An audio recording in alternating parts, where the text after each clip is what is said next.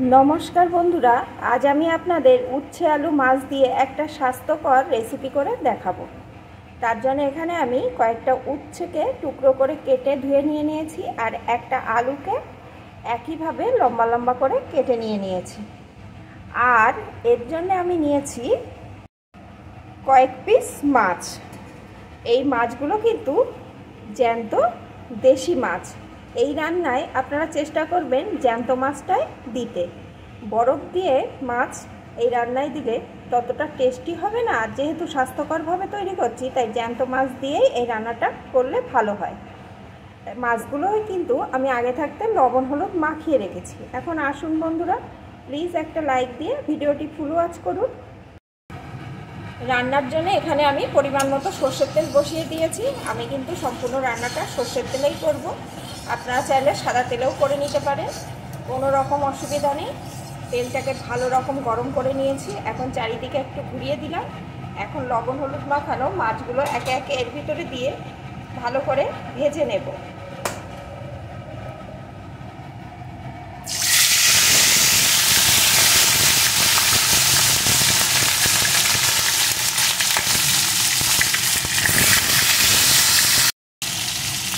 মাছগুলো আমি এপিটোপি সুন্দর করে ভেজে নিয়েছি। এখন মাছগুলোকে আমি একটা পাত্রে নামিয়ে নেব।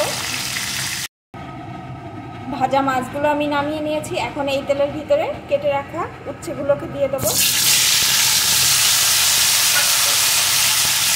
সাথে দিয়ে দেবো একটু লবণ। এখন উচ্ছেটাও আমি ভেজে নেব। উচ্ছেগুলো আমি বেশ কিছুক্ষণ ভেজে নিয়েছি। দেখুন বন্ধুরা, উচ্ছেগুলো কিন্তু বেশিরভাগ সিদ্ধ হয়ে গেছে। এখন উচ্ছেগুলোকে আমি একটা পাত্রে নামিয়ে নেব।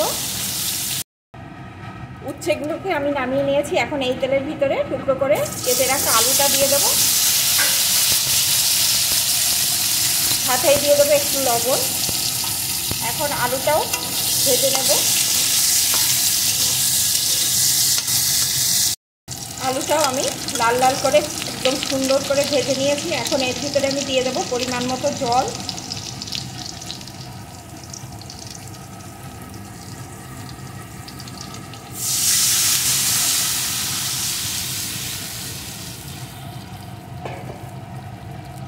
সাথেই দিয়ে দেবো পরিমাণ মতো হলুদ গুঁড়ো,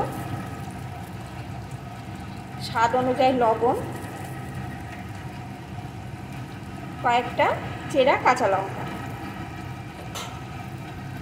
এখন বেশ কিছুক্ষণ এটাকে ফুটিয়ে নেব, যতক্ষণ না আলুটা ভালো রকম সিদ্ধ হয়ে যায়।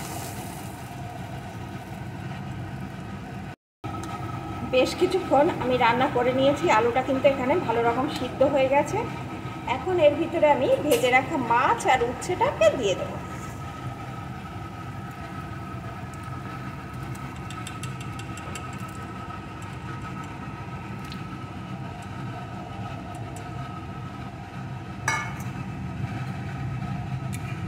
এখন আরো কিছুক্ষণ রান্না করে নেব।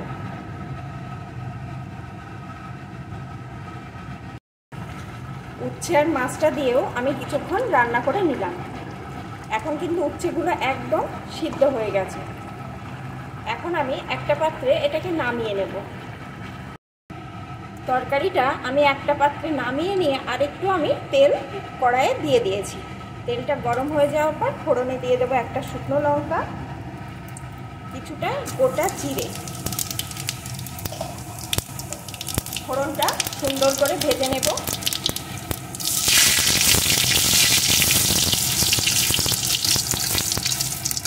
ফোড়নটাকে সুন্দর করে ভেজে নিয়েছি।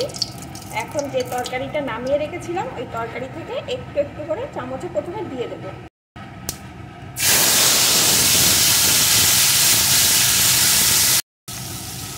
একটু চামচে দিয়ে দিলাম, তাহলে আর তরকারিটা কিন্তু ফোড়ন দিলে চারিদিকে ছিটে যায়, সেটা আর যাবে না।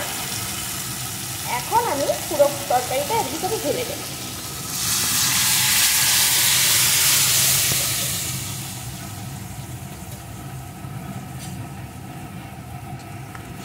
এখন 1 মিনিট মতন আমি জাল করে নেব। যেহেতু সব কিছু ভালো রকম সিদ্ধ হয়ে আছে তাই আর বেশি জাল করা যাবে না। আর উচ্ছেটা কিন্তু বেশি জাল দিলে তেতো হয়ে যায়। উচ্ছে করলা যাই বলেন, এইভাবে যদি রান্না করেন তাহলে কিন্তু আর একদম তেতো লাগবে না। আর মাছ দিয়ে, যে কোনো জ্যান্ত মাছ দিয়ে এই তরকারি কিন্তু খেতেও ভালো লাগে আর শরীরের পক্ষেও খুব ভালো। যেহেতু কোনো রকম মশলা এই রান্নায় দেওয়া হয় না, তাই রান্নাটা কিন্তু খুবই স্বাস্থ্যকর। আর উচ্ছে খাওয়া তো শরীরের পক্ষে খুবই ভালো। তবে যারা তেঁতোর ভয়ে উচ্ছে খেতে চান না, তারা অবশ্যই এইভাবে রান্না করে খাবে। দেখবেন কোনো রকম তেঁতো লাগছে না, খেতেও ভালো লাগছে আর খেয়ে সুস্থ থাকছে। এখন 1 মিনিট মতন আমি ফুটিয়ে নিলাম। বন্ধুরা, এখন কিন্তু রান্নাটা আমার হয়ে গেছে, আমি নামিয়ে নেব।